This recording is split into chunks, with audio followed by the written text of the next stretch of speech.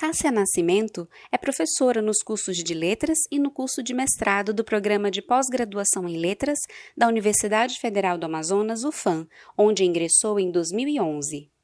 É doutora em Sociedade e Cultura na Amazônia, pela UFAM 2014. É mestre em Letras pela Universidade Federal do Ceará, UFC 2002, e licenciada em Letras pela Universidade Estadual do Ceará, UECE 1999.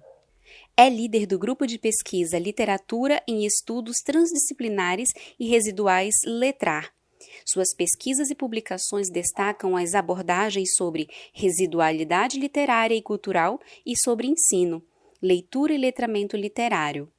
Atualmente, desenvolve projeto de pesquisa sobre letramento literário com o professor Rildo Cosson, em estágio pós-doutoral, na UFPB, vinculado ao PROCAD AM CAPES.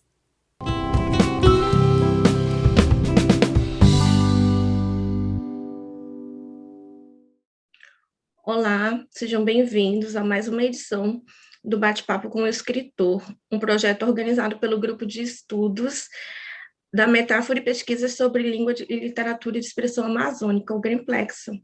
Hoje temos a honra de receber a professora doutora Cássia Maria Bezerra do Nascimento, que está lançando seu mais novo livro, intitulado A Inovação Concreta em Xeque.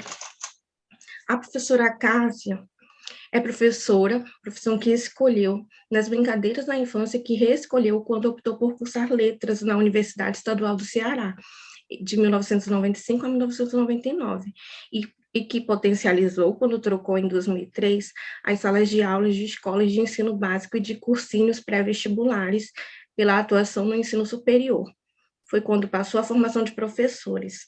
Nascida em Manaus, em 1977, viveu no Ceará de 1981 a 2008, quando retornou para a capital do Amazonas para as reuniões aos domingos na casa da avó paterna, e com a pretensão de cursar doutorado e ingressar como docente efetiva em universidade pública. E assim o fez. Concluíram mestrado em Letras em 2002 na Universidade Federal do Ceará, ingressou no curso de doutorado em Sociedade e Cultura na Amazônia na Universidade Federal do Amazonas em 2010 e concluiu em 2014. Em 2011, ingressou como professora na UFAM, onde atua até hoje nos cursos de graduação em Letras e no curso de mestrado do Programa de Pós-Graduação em Letras, da Faculdade de Letras.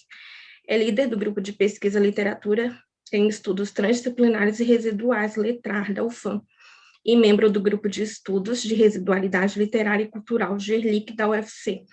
Seu destaque de publicações está nos livros de Residualidade Literária e Cultural, nos quais participa como autora e ou organizadora, nas edições da revista Decifrar sobre Residualidade Literária e Cultural e sobre ensino, leitura, letramento literário e na organização de livros sobre metodologia da pesquisa em estudos literários pela EDUA. Seja bem-vinda, professora Cássia, é uma honra recebê-la aqui. Muito obrigada por ter aceito o convite. A palavra é sua, fique à vontade.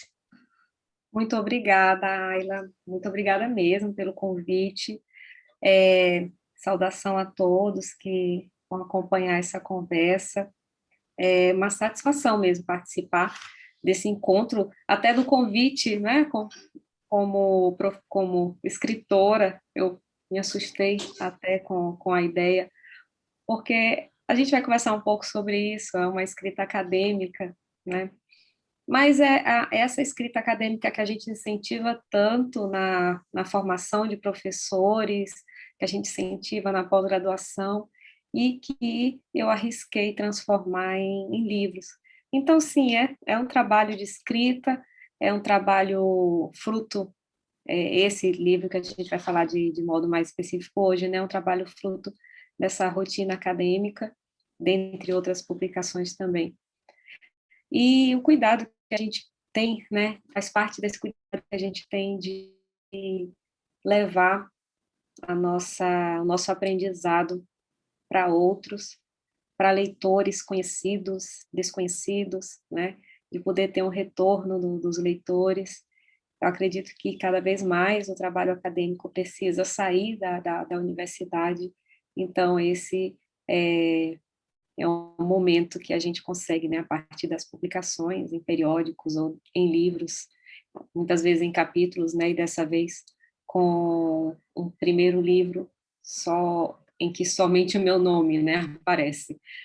Mas muito obrigada mesmo, Ayla. Professora, a gente teve esse período de pandemia, né, onde a vida de todo mundo mudou, e em meio a tudo a isso, você lançou um livro. Você pretende fazer um lançamento presencial do livro A Inovação Concreta em Xeque? Porque você está fazendo o lançamento aqui conosco, né, que temos a honra de poder estar presente aqui no lançamento, mas haverá um presencial, assim, para todo mundo ir lá pegar o seu autógrafo? Então, eu tenho pensado bastante nessa possibilidade de realizar um lançamento, mas o cuidado com as pessoas queridas, com as pessoas que possam participar presencialmente do lançamento, é um receio que eu tenho. Então, em alguns momentos eu cheguei a ver datas, a tentar ver um espaço para realizar isso, mas a minha preocupação realmente é com quem vai participar. A gente precisa manter os cuidados, manter a segurança, distanciamento, e eu acabo por adiar um pouquinho mais esse lançamento. Quem, tiver o interesse de adquirir o livro, eu deixei na banca do Largo São Sebastião, aqui em Manaus. Então, o livro se encontra lá para venda, ou pode entrar em contato comigo, né, pelo meu e-mail mesmo, cassiambnascimento@ufam.edu.br, ou em redes sociais, né, posso viabilizar a entrega, até mesmo pelos correios, mas o lançamento, esse contato, né, importante que acontece no lançamento, eu tenho adiado por insistir mesmo em ter cuidado, em garantir a segurança e a saúde de pessoas queridas, né? Professora, você pode falar um pouco sobre o livro? E, assim, eu observei que houve um tempo entre a publicação do livro e a escrita, né, já que ele é fruto da sua dissertação. Você pode falar um pouco do livro e por que esse espaço de tempo entre a escrita e a publicação? É, então, é um espaço bem... o tempo, né? Aí é um tempo com uma distância, são 20 anos entre a escrita da minha dissertação. Eu terminei o mestrado e guardei esse material. Interessante a nossa preocupação ou até em aceitar o texto, né? Guardei o material, foi muito bem avaliado na época. Eu lembro de ter sido muito feliz na defesa da dissertação. Eu tive uma orientação muito cuidadosa, né? A orientação foi com o professor Roberto Pontes, na Federal do Ceará. Minha banca tem muito orgulho, né, de lembrar a participação do professor Tarcísio Cavalcante, do professor Horácio Dídimo, falecido, professor Horácio Dídimo, poeta que também produziu poemas concretos, participou da leitura, da banca. Eu até incluo o texto de Horácio Dídimo no livro, com muito carinho mesmo, né? Ele já era professor aposentado na época, mas participou da banca. E deixei o texto realmente guardado. Tive algumas oportunidades de fazer apresentações, de retornar a ele para fazer uma palestra ou outra. E eu lembro de uma situação dentro do programa de doutorado, quando eu estava na UFAM já, eu fiz essa dissertação, eu morava no Ceará.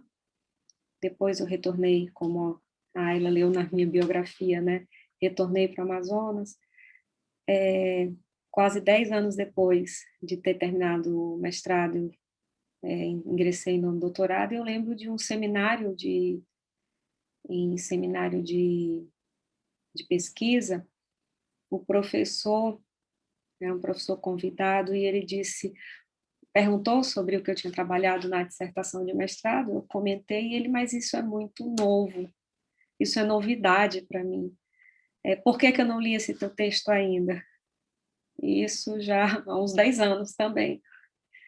E é isso, o texto continuou novo, e com essa inquietação de que o texto continuava novo, foi uma escrita completa, né? Eu tentei pensar ao longo desse tempo se eu acrescentaria alguma coisa no texto, decidi não acrescentar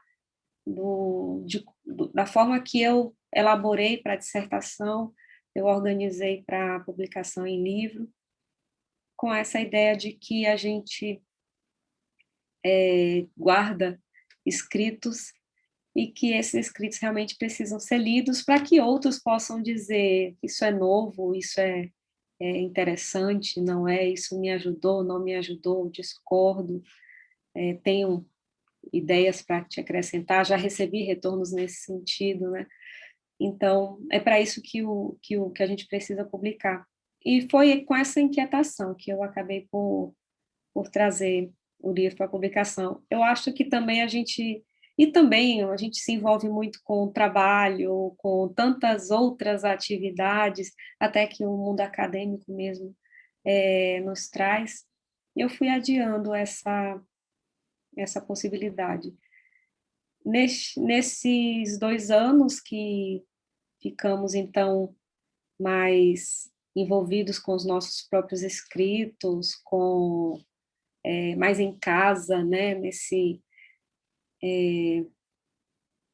esse compromisso com a gente, com cuidar da saúde, com cuidar do que a gente tem, eu acabei por pensar mesmo e fazer e adiante a ideia de publicar a minha dissertação guardadinha, que estava guardadinha no computador. O prefácio, para ter ideia, para vocês terem ideia, ele foi escrito pelo professor Alberto Pontes, acho que há 2 anos, né, quando eu pensei olha, ler novamente, ver se eu publico, há 2 anos eu recebi o prefácio e estava aguardando, esperando a chance mesmo de transformar em livro.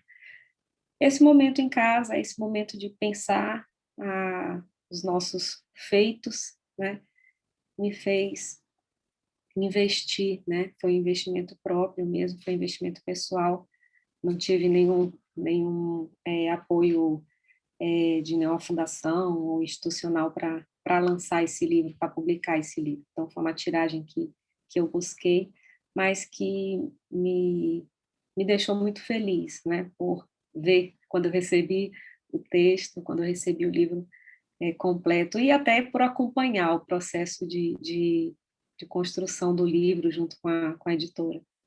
Certo, professora.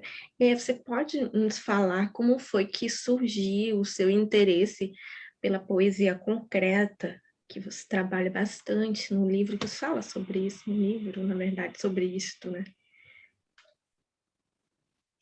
Então, durante o mestrado, eu iniciei o mestrado muito jovem, saída da graduação, já estava nas aulas de mestrado, mas isso, gente, em 1999, opa, há muito tempo, no momento em que eram poucos os programas, o nosso programa lá na UFC tinha apenas mestrado na época, ingressei muito jovem e entrei com uma outra proposta de pesquisa, mas aí eu descobri que tinha saído do programa uma escrita bem semelhante, né, à que eu tinha planejado para a dissertação, para a pesquisa dentro do programa.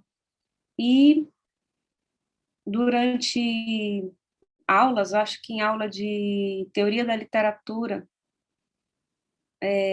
me veio a inquietação sobre os hiatos, né, que nós encontramos na nossa construção literária, na construção literária do cidadão, do jovem, né, na escola. E eu, naquele momento, o que me levou a trabalhar a, a poesia concreta foi a ideia de que nós não tínhamos atenção suficiente à poesia concreta quando, na nossa formação, na escola ou na universidade, se falava em poesia.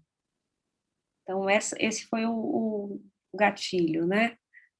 E no início eu pensava em fazer um trabalho historiográfico, de levantamento mesmo, sobre o que havia de poesia visual, de trazer uma exaltação ao que foi o movimento concreto, o que foram os concretistas para a literatura brasileira. De início era essa a minha perspectiva. A minha dissertação, no processo de escrita, ela travou depois que eu fiz esses levantamentos iniciais. Eu não conseguia avançar.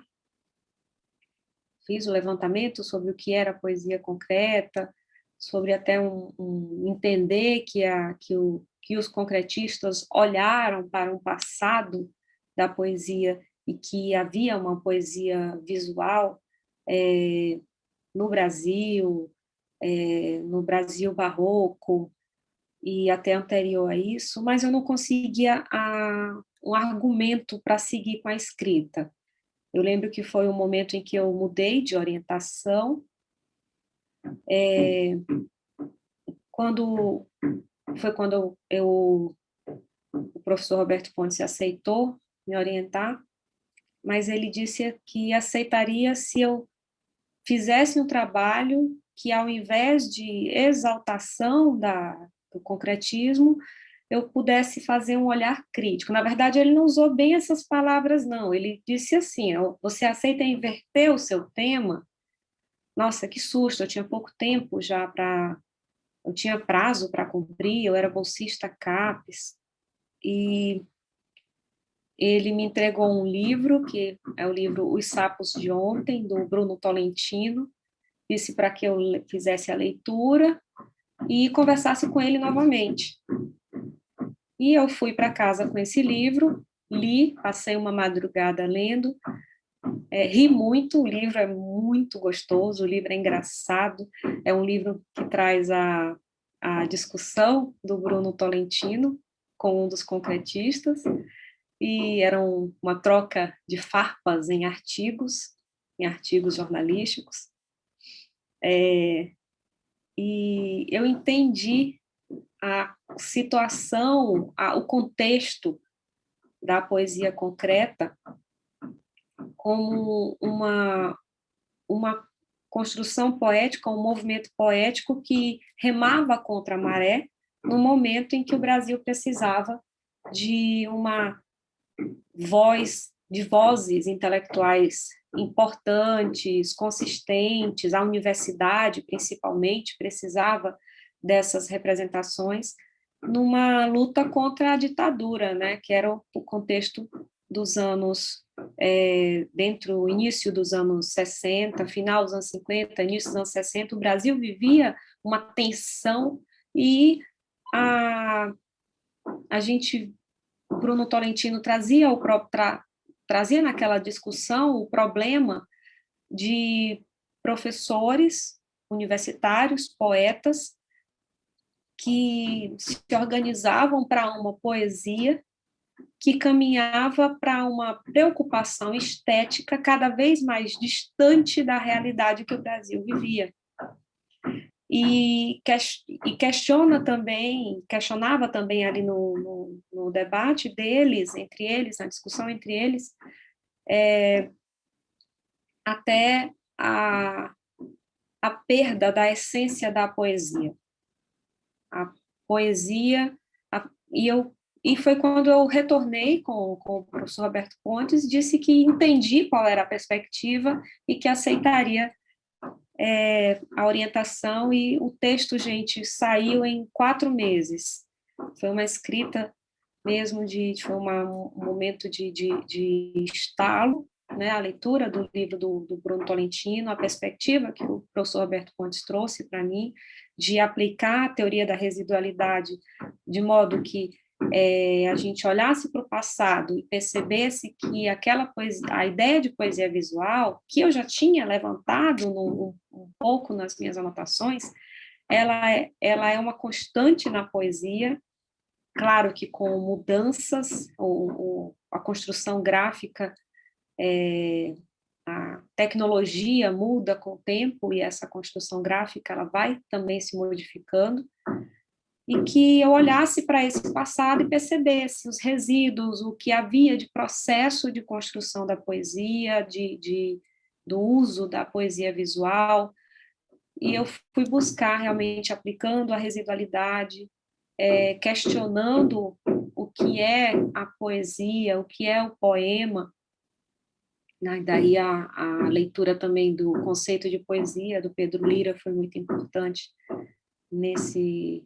para consolidar essa discussão, e realmente o meu interesse pela poesia visual, eu acho que até é muito mais isso, o meu interesse passou a ser muito mais pela poesia visual, pela poesia, pela consistência do que é a poesia, da ideia da poesia ser abstrata, ela pertencer a gente, ela está no nosso cotidiano, e do poeta ser esse ser que consegue trazer a poesia do contexto que vive entre a gente, colocar como objeto de arte num poema. Foi isso que acabou me movendo durante toda a escrita. Se de início o meu interesse era por afirmar um movimento que me parecia ser genuinamente brasileiro, eu passei a questionar também, junto com o que eu já tinha lido do Bruno Tolentino, esse lugar da poesia, de poetas que caminharam para uma proposta em que a essência da poesia se perde.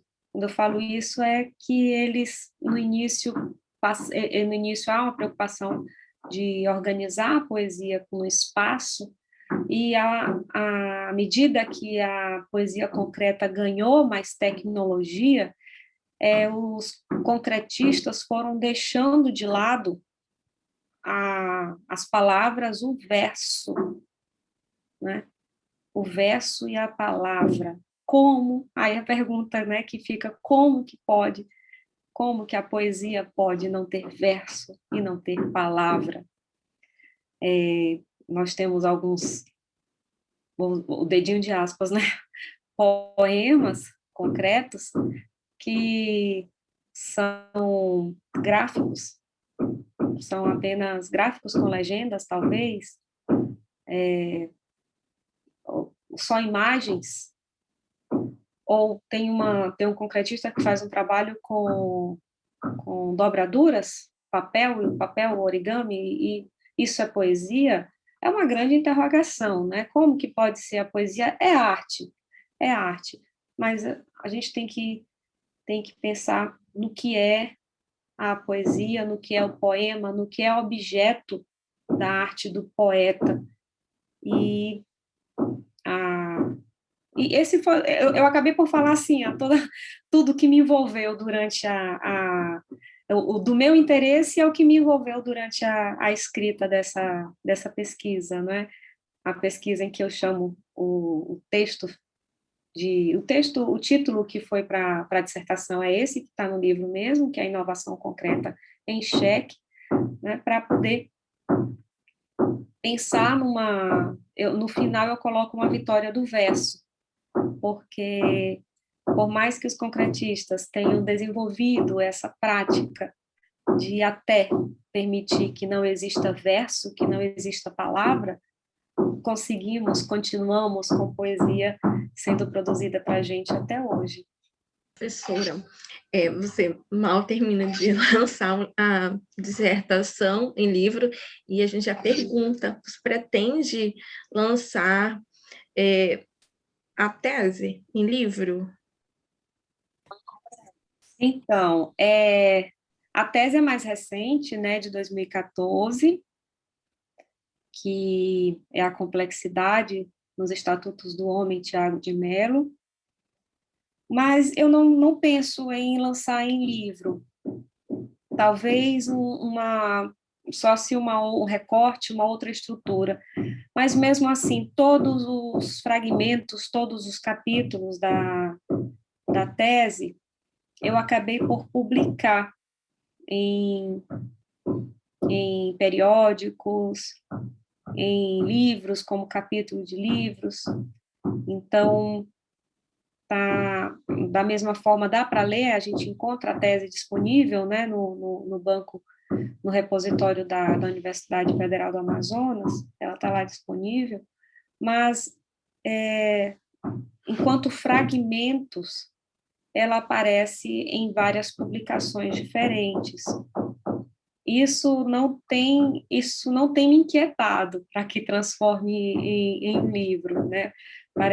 Eu sinto que esse retorno de publicação para que outros leiam, eu acabei por fazer, né? Por permitir, ao publicar em revistas, em capítulos, em livros. Então, no caso da tese,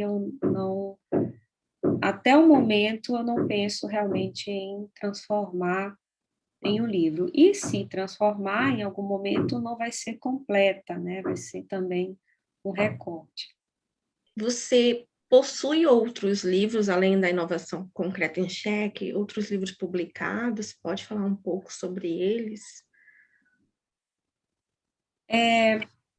Até o momento, o que eu tenho trabalhado junto a outros pesquisadores é com a publicação em organização. Então, como organizadora de livros, eu tenho realmente outros livros. Aí eu digo, não são meus, né? Eu faço parte da organização, né? Até coloquei alguns aqui. O último não está aqui, eu acabei, alguém me pediu um exemplar e eu acabei por entregar. Então, esse aqui eu fui organizadora, são os livros de residualidade literária e cultural do Gerlic, do Letrar, tem participação de pesquisadores de vários lugares do Brasil, de Portugal. Tem esse aqui também, mas deixa eu ver se nesse aqui eu estou como organizadora também. Esse aqui eu acho que eu não estou como organizadora, não, mas eu tenho um capítulo, né, nele. Todas as idades são contemporâneas. Esse aqui é residualidade e intertemporalidade. Esse aqui é a residualidade ao alcance de todos, tem um capítulo nele. Tem o livro Matizes de Sempre Viva, que foi o que saiu em 2020, mas eu também, que eu sou organizadora também, mas eu não estou com um exemplar aqui para mostrar. Então, a preocupação de publicar sempre eu tenho, né? Tem um livro que, aliás, a Ayla também participa, né, como autora. Eu sou organizadora, que é o livro de metodologia da pesquisa e estudos literários, volume 1. É um livro que tem tido uma projeção muito feliz para a gente, né? Cada vez que eu tenho a notícia de que ele está sendo usado por pesquisadores em programas de pós-graduação, a Ayla participou do volume 1. O volume 2 já está na editora, na Edua, espero a publicação dele nesse início de 2022, né? Temos já os textos escritos para o volume 3, então meu trabalho enquanto, não é nem como autora, né, como organizadora de livros, e eu gosto de destacar também a dois volumes da revista Decifrar, que eu também trabalhei como organizadora, um volume temático de residualidade literária e cultural, e um volume temático que saiu, um dossiê que saiu neste ano de 2021, que é o dossiê de letramento literário, letramento literário, leitura e ensino de literatura, que eu organizei junto com a professora Mirela Miranda, da Universidade Federal de Roraima, que saiu agora em 2021. O anterior, né, que eu comentei, de residualidade literária e cultural, eu organizei junto com a professora Elizabeth Dias Martins, da Federal do Ceará. Então, minha preocupação de publicação tem sido também com periódicos, né? Eu tenho, já posso falar, em 2023, eu estou trabalhando a organização de mais um periódico, mais um dossiê, que é o dossiê de letramento literário, só letramento literário, junto com o professor Rildo Cosson, na universidade, na revista Literai, Via Literai, da Universidade Estadual de Goiás. Então, fico sempre com esse cuidado de ter publicações, mas só o filho único ainda está, enquanto o livro está sendo a inovação concreta em xeque. Professora, a inovação concreta em xeque é fruto da sua dissertação de mestrado, certo? Você pode eu acho que em uma pergunta, um pouco sobre em o seu uma processo resposta de anterior, eu escrita? entrei um pouco nisso, né? Mas eu gosto de falar da escrita da dissertação, porque foi a escrita que eu mantive, né, para o livro. Como eu disse, a resposta para seguir a minha escrita, ela só foi possível quando eu consegui um norte teórico, e com o norte teórico a gente consegue realmente fazer o trabalho acadêmico, né? No momento em que me veio o norte teórico de residualidade literária e cultural e acerca do que é poesia, né? do conceito de poesia, foi que eu consegui destravar o meu processo de escrita. E uma etapa também importante dentro da construção do texto é o planejamento. Então, nesse momento em que, a partir daquele momento que eu tive o contato, a decisão do que seria uma fundamentação teórica para a escrita, eu pude entender o que era o método para a escrita, o método de pesquisa a partir daquele pensamento teórico. Eu pude organizar minha própria metodologia, e essa minha metodologia é o que permite pensar como organizar o texto, o que eu quero que o leitor entenda em que momento do trabalho que eu estou fazendo, né? daquele meu do trabalho que eu produzi naquele momento de pesquisa de mestrado. Então, eu organizei o trabalho como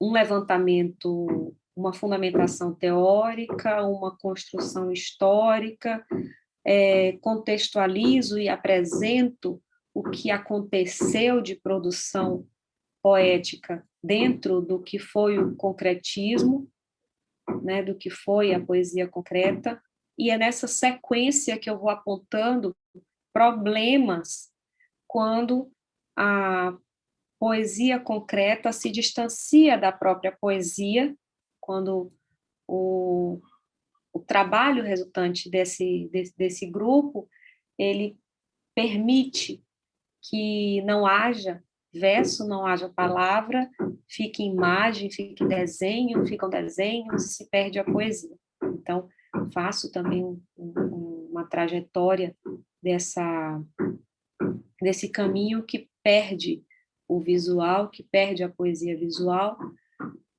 em que a ideia de visualidade ocupa a produção e a poesia perde espaço, né?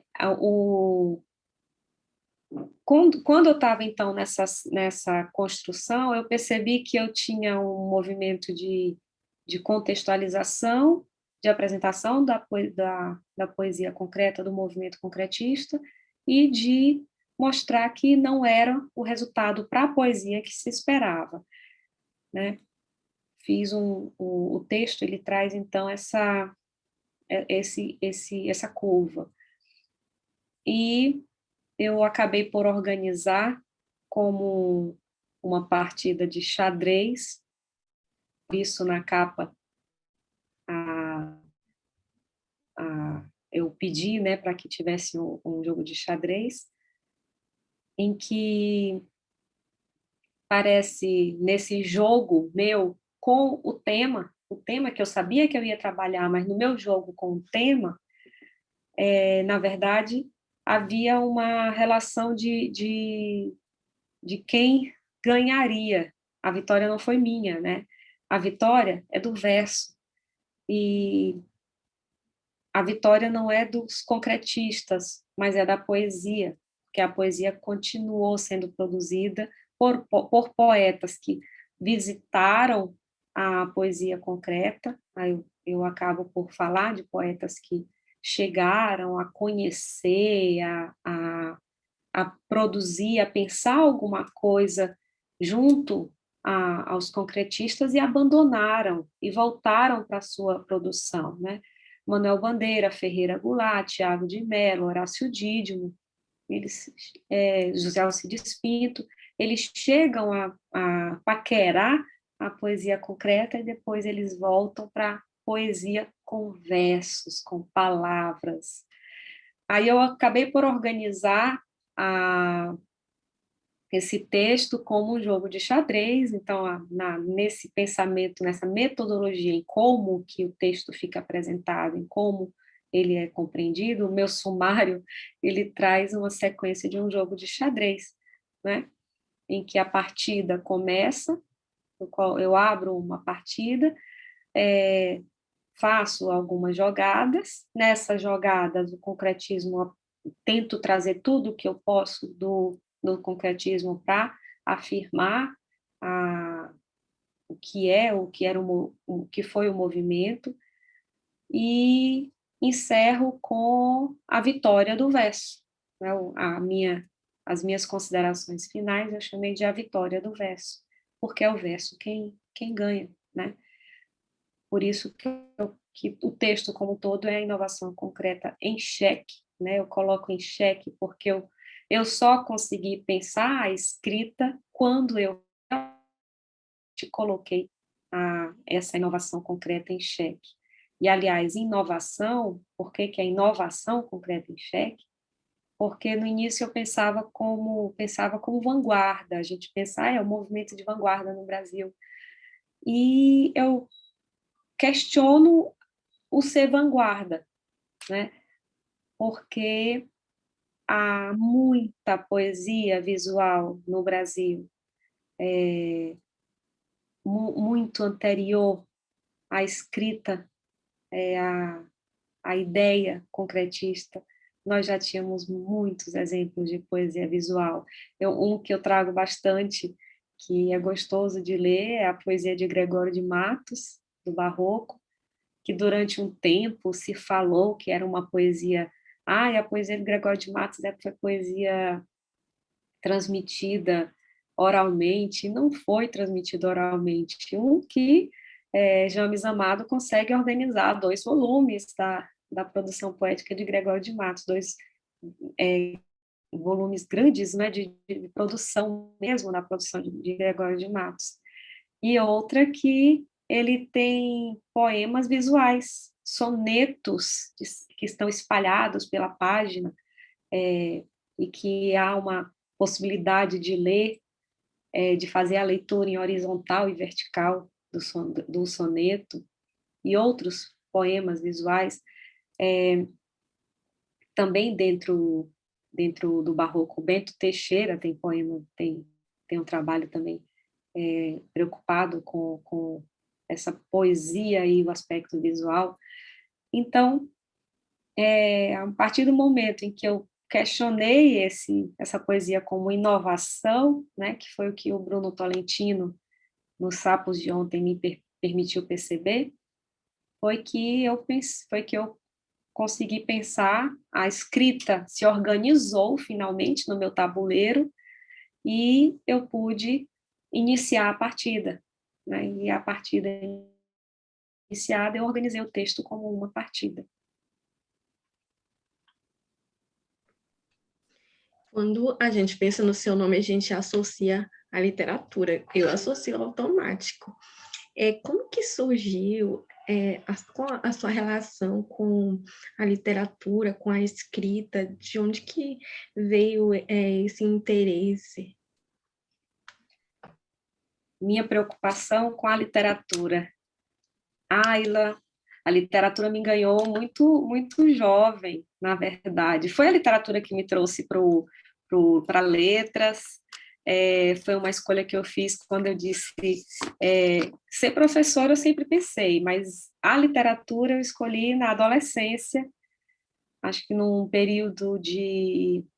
Acho que eu sempre tive uns momentos de insônia e ocupava minhas noites, madrugadas com livros que pegava na biblioteca, prazo curto para ler, e pegava livro, devolvia em poucos dias, pegava livro emprestado, pedia o livro ao professor de literatura na escola, no ensino médio, e o professor dizia, ai, mas me devolve logo. Aí eu pensava, meu Deus, vou ter que devolver na próxima aula.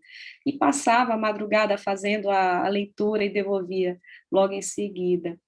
Então, isso me fez ler muito, eu li muito no ensino médio, principalmente a partir do segundo ano do ensino médio, e durante todo esse período que a gente pensa, não é, escolher uma profissão, sempre eu tinha a vontade de fazer de letras, porque para mim era o lugar onde eu poderia continuar com a minha leitura de textos literários, né? Mesmo que eu tentei ainda outros cursos, mas o primeiro curso que eu passei assim que saí da escola foi letras na Universidade Estadual do Ceará, e cursei, né? Li muito, trabalhei com literatura em escolas, eu tive prazer de dar aula de literatura para quinta série, hoje o sexto ano, né?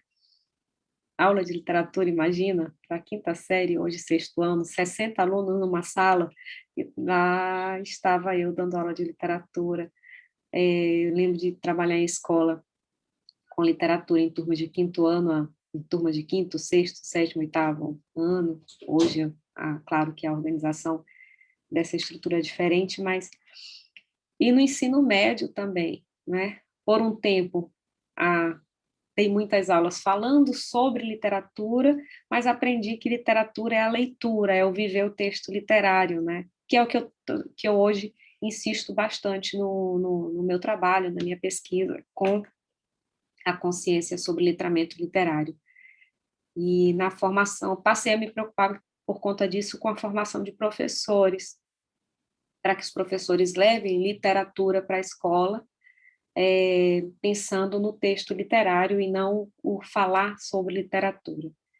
Então, realmente, a minha relação com a literatura é de quem sempre lê alguma coisa, eu sempre tenho algum livro na minha cabeceira, normalmente mais de um, porque dependendo do dia eu dou a sequência em uma leitura diferente, misturando às vezes uma leitura de arte literária e uma leitura crítica, uma leitura teórica.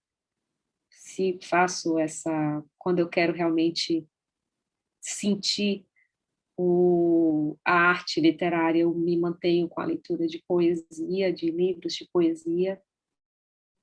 Então, a literatura realmente é constante na minha vida. Fico feliz por você falar que ao ver meu nome, pensa em literatura. Fico feliz demais por isso. Eu acho que é essa ideia de que a literatura humaniza, né, trazendo aqui as palavras de Antônio Cândido, que me move e que eu espero que contamine sempre as pessoas que me conhecem, né, as pessoas que estudam comigo, como alunos, como colegas, né, de família mesmo. Outro dia, aqui o livro, eu, claro que autografei e entreguei para as pessoas da família, e aí falando de família, né, a minha irmã me disse que meu sobrinho estava lendo, porque viu que era meu, viu que eu tinha assinado e estava lendo, 14 anos, lendo. Aí eu mandei livros que eu tinha em casa, eu aproveita, autografei também, autografei não, dediquei, né, os livros e mandei também, porque acho que isso me faz feliz, saber que pessoas leem e que pessoas leem porque viram meu nome ou porque eu indiquei, né? Ou trabalham com literatura pensando no que eu trabalhei em sala também, em sala de aula, no que a gente chegou a debater, a discutir em algum momento em sala de aula. Eu fico feliz por essa observação, e é realmente a literatura que me socorre, que me mantém firme, que me mantém viva nesse momento, né? Que nos dá força. E a ideia é que mais pessoas possam ter essa consciência. A arte, né? E a arte literária é uma companhia importante. Professora, o que motiva a sua escrita? O que te faz ter vontade de escrever cada vez mais? Como você falou, você está sempre produzindo, e a gente sabe disso, quem acompanha sabe que você está sempre postando os seus textos, seus livros, seus artigos, e a gente sempre vê que você não para, está sempre escrevendo alguma coisa. O que te motiva a escrever? Eu entendo que é esse compromisso de um retorno para a sociedade, para as pessoas queridas. Eu acho que mais do que a profissão que eu escolhi, é uma profissão que eu queria, que eu quero ver reconhecida. Eu sei que a carreira acadêmica do professor universitário permite um pouco mais do que muitos colegas que terminaram, estudaram comigo, que foram alunos, alunas. Espero que a carreira docente, em todos os níveis de atuação, ela seja cada vez mais prestigiada, valorizada, não questionada, como a gente viu nos últimos anos. Esse cenário de pandemia, na verdade, ele afirmou a importância do ensino, da educação. Então, eu sinto que eu tenho responsabilidade mesmo, compromisso com alunos, ex-alunas, alunas, orientandos, orientandas, com todo mundo que passou, que passa pela universidade, ou que está na escola hoje. A minha pesquisa, no momento eu estou afastada da universidade, fazendo uma pesquisa na Universidade Federal da Paraíba, em que a minha preocupação é de levar para professores que estão no ensino básico resultado dessa produção acadêmica.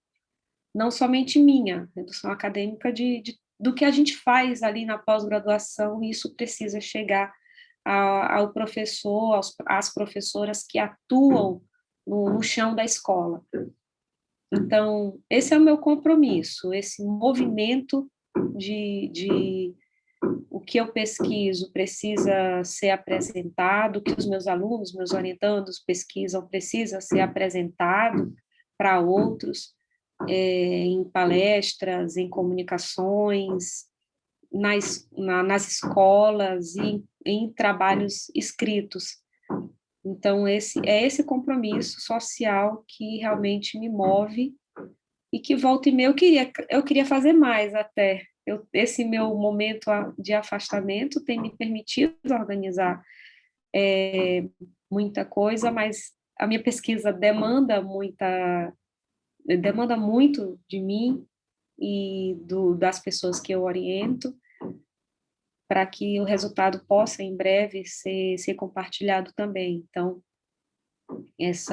esse compromisso é constante, eu sempre fico à vontade, na verdade, de fazer um pouquinho mais, de retornar um pouquinho mais com relação a tudo isso que eu apresento, que eu pesquisei, o que minhas orientandas pesquisam, é uma constante, realmente. Eu acho que a gente ganha força, ganha energia quando vê a, que o público, que tem público para assistir, que tem leitores para o que a gente produz, né? Então, é esse compromisso realmente que me motiva. Como que você analisa a sua trajetória literária e docente? Está tudo ainda iniciando, né? Tudo é um começo. São 22 anos, 20 e poucos anos de docência, 24 anos de docência, né? Mas, para mim, está sempre no início, eu sempre me sinto aprendiz, eu me sinto muito insegura com relação ao que eu produzi, ao que eu vou publicar, né? Daí você te respondo novamente, né, aquela questão no início, né, por que esse tempo tão longo, esse espaço tão longo, mas é um compromisso, mantendo o compromisso mesmo de não querer, de não compartilhar, ou de não levar adiante algo que não esteja com qualidade, mas para mim eu sou sempre aprendiz com relação às duas questões, com relação à docência, com relação à escrita. Eu sempre me coloco nessa condição de aprendiz, e eu acho que é assim que eu vou levar por muito tempo, espero que a vida toda. Professora, como você avalia o mercado editorial no que diz respeito à literatura no Brasil e no Amazonas? É um mercado que agora se modifica bastante por conta da tecnologia. Imagino que não seja fácil, não está fácil por conta desse cenário de crise econômica, mas o número de publicações aumentou muito. Pessoas que não tinham acesso a editoras hoje têm acesso. Antes, os livros que nós tínhamos contato eram livros de uma elite, de uma pequena elite, e de poucas pessoas que tinham esse contato e esse recurso e essa condição financeira junto a editoras, a poucas editoras e grandes editoras que sempre derrubavam pequenas editoras. Hoje a gente tem, por exemplo, eu posso trazer o trabalho de pesquisa da Regina Dal Castanho, que fala dessa população que publicava, né, uma publicação de homens brancos da elite brasileira, poucas mulheres conseguiam publicar, poucas mulheres conseguiam chegar às editoras, e sempre uma elite que se manteve no mercado editorial. Hoje a gente consegue ter acesso a livros de indígenas, de mulheres negras, de mulheres indígenas. Eu estou aqui pensando nas minorias que conseguem chegar ao mercado editorial. E até destaco que há pequenas editoras, né, que conseguem, claro que com dificuldade, porque para se firmar no mercado não é tão fácil assim. São poucas as editoras no Amazonas, a gente sabe, por exemplo, nós temos colegas que estão lançando novas editoras, mas que esse cenário de pandemia e de crise, eu não vou colocar como uma coisa só a pandemia, uma coisa, a crise econômica que o Brasil passa é resultante não somente da pandemia, sabemos que há uma condição de desgoverno que garante isso. Então, a gente vê pequenas editoras tentando se afirmar, tentando sobreviver, tentando algumas fechando, né? E essa publicação que eu fiz, por exemplo, eu fiz pela Leituras e Papéis, é uma editora pequena de Parintins, né? Então, eu quis fazer a publicação por uma editora amazônica, né? Foi uma escolha mesmo. Não sei como está a editora, mas é uma editora que estava nessa ideia de fechar. Mas eu espero que melhore, temos esperança, né, que esse cenário se modifique, que a gente continue tendo acesso a mais livros, a mais publicações e que as minorias tenham acesso a esse mercado editorial cada vez mais. Professora, a gente vive uma realidade que há muita desinformação, em que as pessoas acreditam em mensagens passadas via rede social. Dentro desse cenário, na sua opinião, qual é o papel do escritor na nossa atualidade? Nós temos um compromisso, né? Nós que eu não vou pensar nem somente, eu já falei que eu me assusto, né, com a ideia de chamar de escritora, por conta do resultado desse trabalho acadêmico, mas eu preciso aprender. Mas nós que estamos no mundo acadêmico, nós que estamos nas universidades, nós professores e professoras, vocês que mestres, né, doutores, doutoras, mestras em letras, nós temos um compromisso de retornar, de informar, de trazer a necessidade de afirmar a necessidade do pensamento científico, do pensamento acadêmico, da importância da universidade. Então, eu tenho essa preocupação constante, não somente com as publicações, digamos, oficiais, com as publicações em periódicos, em livros, mas no que a gente fala, no que a gente posta, no que a gente dialoga, a gente precisa manter compromisso com o aprendizado acadêmico, com a universidade, com a ciência. Professora, a gente costuma sempre fazer essa pergunta, né, nas entrevistas com os escritores. Qual o livro de um autor já publicado que você gostaria de ter escrito, ou que você poderia ter sido você quem escreveu? Eu sempre que eu leio alguma coisa, eu penso, eu queria ter feito isso. Um dia eu faço algo assim, aí eu penso, mas eu estou lendo aqui, ele já fez e ela já fez, então não vale, né? Mas apesar da minha paixão imensa por poesia, né, por ser o meu lugar de conforto, normalmente, o último livro que me arrebatou foi um romance, que foi o Torto Arado, do Itamar Vieira, e é um livro de memória, é um livro eu falei um livro de memória, mas não é só isso, né? Parece que eu estou rotulando, mas é por ser uma afirmação da de força feminina, de mulheres que normalmente não são escutadas, não escrevem, não são lidas, que têm a sua cultura, os seus sofrimentos silenciados. Então, é um livro de uma delicadeza muito grande e foi uma leitura eu fiz no início desse ano,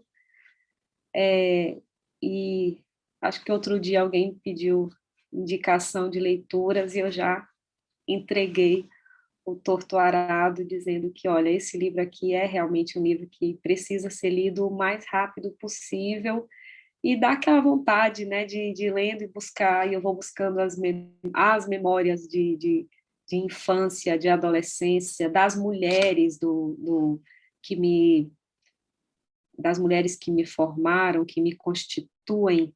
Eu estou me colocando no plural, porque o que eu sou resultado de muitas mulheres, né, das minhas irmãs, da minha mãe, da minha avó, das minhas tias, das vizinhas, das amigas. O livro traz muito esse plural de mulheres, é uma relação entre irmãs, não é? Não é nem só isso. Eu tento falar alguma coisa e eu tenho medo de delimitar o livro é bem complexo. E foi uma leitura muito agradável para mim, e que eu tenho, e que realmente eu queria ter escrito, né? Ter tido esse impulso, esse transbordamento de transformar em narrativa as mulheres que eu sou. Você falou no início da entrevista como adquirir o livro, mas eu peço para falar mais uma vez, para deixar aqui frisado, porque é um livro que todo mundo precisa ter, as pessoas precisam conhecer o seu livro, ler as coisas que você escreve, acompanhar as suas aulas e se sentirem motivadas, como eu, quando fui aluna, me senti. Como que a gente pode adquirir o livro? Bonito escutar isso, Ayla. Olha, o livro está disponível na Banca do Largo, no Largo São Sebastião, aqui em Manaus, para quem quiser comprar, né, o livro lá na banca. Quem quiser também pode me pedir em redes sociais. Eu uso sempre Cássia MB Nascimento. Eu demorei a aceitar meu nome completo, parece um verso inteiro, mas eu gosto quando eu fui fazer o livro, eu coloco Cássia Maria Bezerra do Nascimento, eu quero completo, mas em redes sociais vocês me acham como Cássia MB Nascimento, podem solicitar, podem pedir também pelo e-mail cassiamb.ufam.edu.br. Eu vou ter o prazer em responder, em enviar. A gente pode verificar a entrega, se em Manaus, se for fora de Manaus, vejo para um envio pelos correios também. Mas eu quero muito mais leitores, eu fiz uma tiragem pequena, mas eu quero cada vez mais leitores, até para que retornem com observações. Eu já vi que tem várias coisinhas para corrigir, coisinhas gráficas, assim, eu que deixei, acabei por deixar passar, mas esse retorno vai ser, com certeza, poder conversar sobre o livro vai ser muito agradável. Professora, muito obrigada pela sua participação no nosso bate-papo com o escritor, obrigada por ser sempre acessível, está sempre nos ajudando, participando mesmo de todos os nossos projetos do Greenplexa. Eu agradeço em nome do grupo e me sinto muito honrada de poder estar aqui com você mais uma vez, que eu sempre faço questão quando eu vejo seu nome de participar, porque eu lhe admiro muito e você é uma mulher que empodera mulheres. Isso é muito importante nesse mundo em que nós vivemos, em que há muitas vezes uma concorrência entre mulheres, mas você é uma mulher que abre caminhos para outras mulheres. Muito obrigada. Eu que agradeço imensamente, Ayla, feliz mesmo pelas palavras, isso me fortalece, isso me dá vontade de fazer o lançamento presencial, mas é só depois quando tivermos bastante seguros, não quero colocar ninguém em risco. Fico à disposição, precisar de alguma coisa, Ayla, pode chamar, Greenplexa, eu sempre agradeço, sempre que puder eu participo, o grupo é muito forte e eu agradeço, aproveito para mandar um abraço pro meu grupo, para o Letrar, né? Vão me cobrar o lançamento também, eu sei disso, mas fiquei muito feliz em poder fazer, por meio desse convite, o lançamento da Inovação Concreta em Xeque. Mais uma vez, obrigada, professora, e nós vamos aguardá-la até a próxima publicação para mais uma entrevista. Muito obrigada, até a próxima.